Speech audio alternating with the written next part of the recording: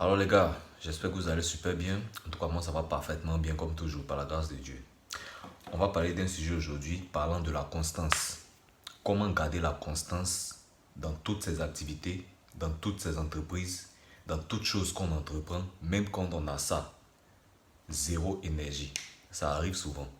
On va parler de ça aujourd'hui dans cette vidéo. Comme vous le savez, abonnez-vous, likez la vidéo, partagez. Surtout, dites-moi ce que vous en pensez en commentaire. Et voilà, on continuera.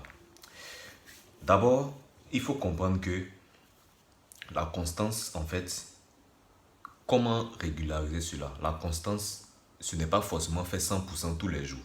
Beaucoup de personnes confondent cela. La constance, ce n'est pas forcément, comme je le dis, fait 100% tous les jours. C'est-à-dire, si tu as l'habitude, lorsque tu fais le sport, de faire 50 pompes, tu t'es donné par exemple dans la semaine 3 jours à faire 50 pompes. Si le premier jour tu as fait 50, le deuxième jour, tu n'es pas obligé forcément de faire 50 pompes. Il peut arriver des moments où tu peux faire moins que ça. Il peut arriver des moments où tu n'as même pas envie de faire. Mais comment tu dois faire pour au moins remuer ton corps, bouger les nerfs? C'est un peu ça. Est-ce que vous comprenez un peu? C'est ça, on parle de la constance. Si le premier jour j'ai fait 50, le deuxième jour j'ai fait 20, le troisième jour j'ai fait 10, c'est mieux que de faire 50 le premier jour et de ne rien faire les 2 derniers jours. Est-ce que vous comprenez? C'est de ça qu'on va parler aujourd'hui dans cette vidéo.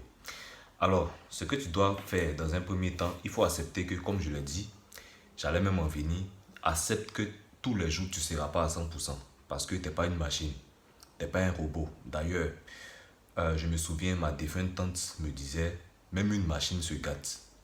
Même une machine. Avant, on avait les grosses machines, on appelait ça, bon, on appelle toujours ça les caterpillars. Mais on n'entend plus trop ces noms-là parce qu'aujourd'hui, avec l'évolution des choses, on préfère dire machine. Même ça, ça se gâte. C'est-à-dire, tout, tout ce que l'homme fait, tout ce que l'homme fabrique, ça finit par se rouiller un jour. Donc toi, à plus forte raison, toi en tant qu'humain, une machine travaille mieux que toi. Tu es d'accord avec moi? Mais imagine-toi, un être de chair et de sang. Accepte que tu n'es pas un robot. Accepte que tu ne seras pas à 100% tous les jours. Donc ce que tu dois faire, c'est un peu ça. Même si le premier jour, tu as fait par exemple 50 pompes, accepte que le deuxième jour, tu ne feras pas exactement les 50 pompes. Ça va servir aussi de leçon pour ceux qui se trouvent des excuses disant non, je ne suis pas constant, je préfère ne pas commencer parce que je sais que je ne vais pas terminer. Non, ce n'est pas comme ça. Il est mieux d'avancer lentement que de rester immobile.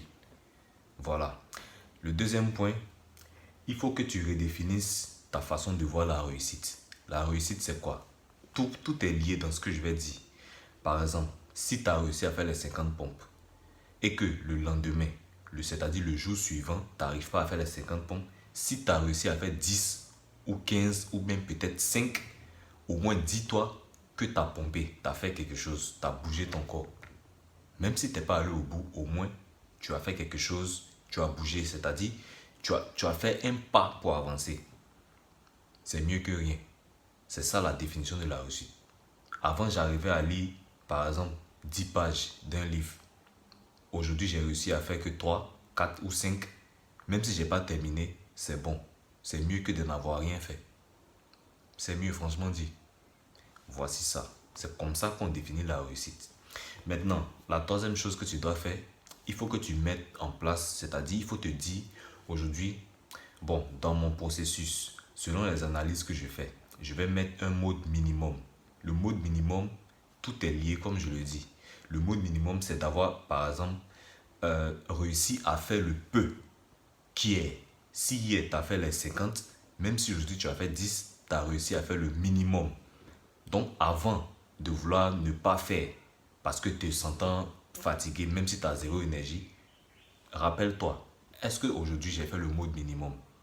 C'est-à-dire le mode minimum, est-ce que j'ai réussi à faire moins que ça, au moins? Ou bien je suis resté là à ne rien faire, je suis resté dans mon confort, j'ai tout mis sur la fatigue, j'ai tout mis sur le manque d'énergie. Donc pose-toi ces deux questions-là. Fais au moins le mode minimum. C'est ça le plan Récou, le plan Sécou.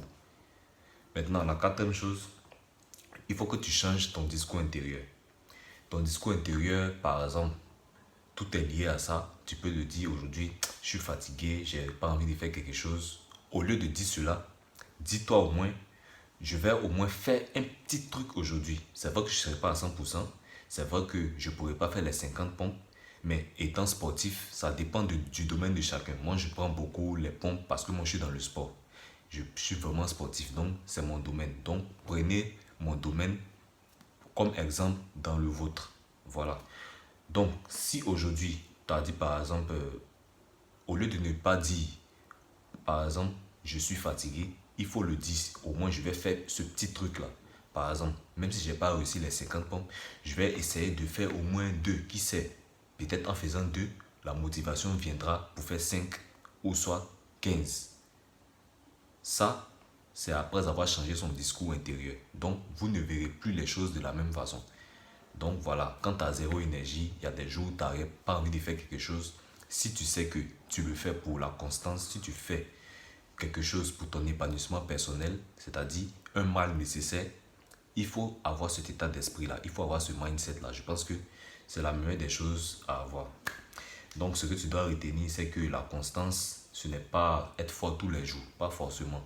Il y a des jours où tu es off, c'est normal, c'est humain. En tout cas, tant que tu seras dans ce corps-là, il faut savoir que tu ne seras pas à 100% tous les jours. C'est dans tous les domaines.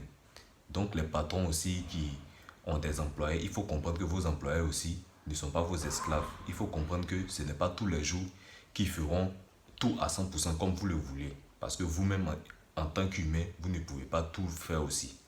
Donc soyez indulgents souvent. Voilà, c'était tout pour aujourd'hui. Likez la vidéo, commentez, partagez. Dites-moi surtout ce que vous en pensez en commentaire.